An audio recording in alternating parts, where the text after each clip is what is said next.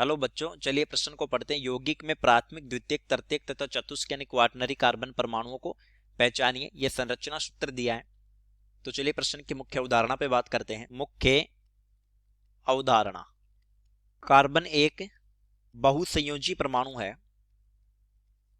बहुसंयोजी परमाणु है, अतः इसकी कोटि यानी ये प्राथमिक है, द्वितीयक है, तृतीयक है, चतुष्क है, इसकी कोटि सीधे जुड़े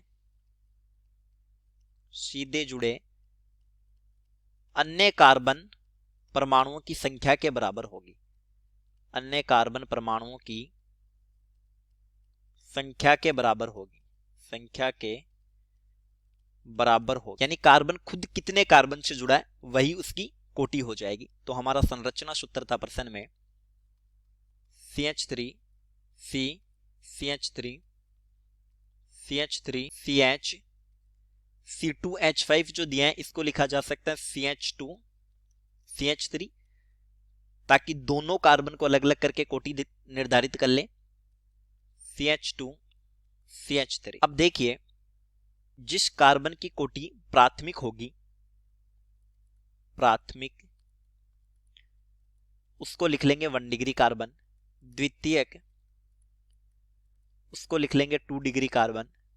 तृतीयक उसको लिख लेंगे 3 डिग्री कार्बन। और जो चतुष्क कार्बन होगा उसको लिख लेंगे 4 डिग्री कार्बन, ताकि हम संरचना में ही प्रश्न को हल कर सके। तो देखिए, ये जो कार्बन है ये अन्य सिर्फ एक कार्बन से जुड़ा हुआ दिख रहा है, तो इसकी कोटि हो जाएगी 1 डिग्री।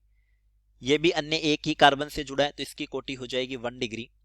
ये भी अन्य एक ही कार्बन से जुड़ा है, तो इसकी भी कोटि हो जाएगी 1 डिग्री, यानी ये प्राथमिक है तीनों। ये कार्बन 4 अन्य कार्बनों से जुड़ा हुआ है, तो इसलिए इसकी कोटि हो जाएगी 4 डिग्री।